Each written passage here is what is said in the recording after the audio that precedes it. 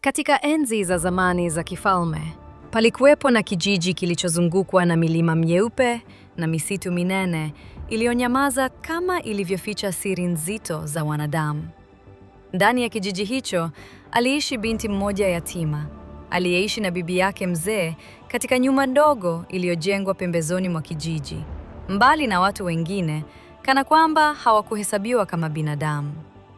Kijiji kizima kilimtenga binti huyo, sababu haikuwa dhambi yake, bali jina baya lililokuwa limemwandama familia yake, kwamba bibi yake alikuwa mchawi.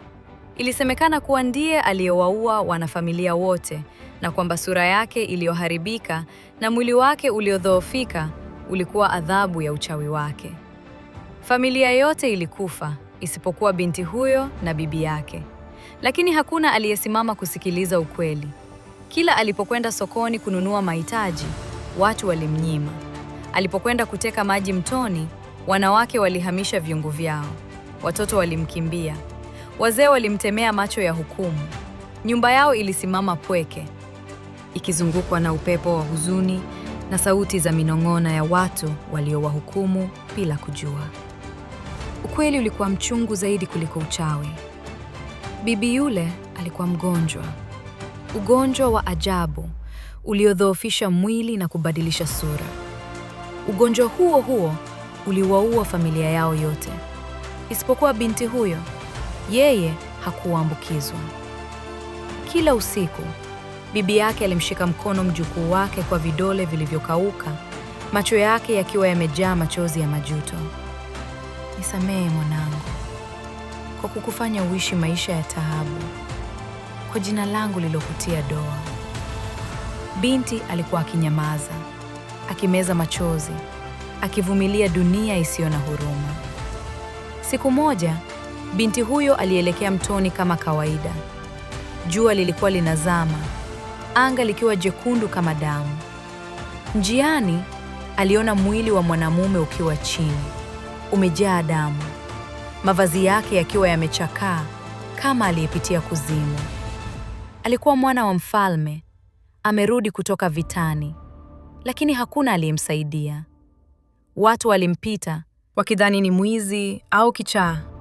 Hakuna aliyemjua kwa sababu damu ilikuwa imemfunika sura yake. Binti yule, licha ya uoga na maneno ya watu, alimkaribia. Akamuinua kwa shida, akambeba bega kwa bega, akamkokota taratibu hadi nyumbani kwao. Kijiji kizima kilizungumza vibaya, lakini hakusikia. Moyo wake ulikuwa safi kuliko hukumu za wanadamu. Yeye na bibi yake walimtibu kwa dawa za mitishamba, wakiosha majeraha kwa mikono iliyokuwa imezoea maumivu. Walimhudumia kana kwamba ni mwana wao, hata walipokosa chakula. Baada ya siku kadhaa, kijana yule alipofumbua macho yake yalijaa mshangao na machozi. "Ikina nani ninyi, hadi mnisaidie namna hii?" aliuliza kwa sauti dhaifu. "Nitawalipa nini kwa uhai wangu?" Binti akajibu kwa unyenyekevu, macho chini. "Sisi ni watu waliotengwa. Kijiji husema sisi ni wachawi. Wanasema bibi yangu aliua familia yetu, na kwamba sura yake ni mbaya kwa sababu ya uchawi." Mwana wa mfalme alinyamaza, macho yake yakitokwa na machozi. "Poleni sana," alisema kwa uchungu. "Ugonjwa huo huo uliua mama yangu na mdogo wangu, lakini mganga mkuu wa kifalme tayari amepata tiba." Akasimama kwa taabu, akapiga magoti mbele yao.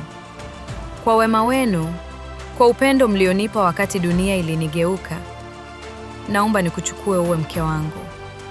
Mimi ni mwana wa mfalme."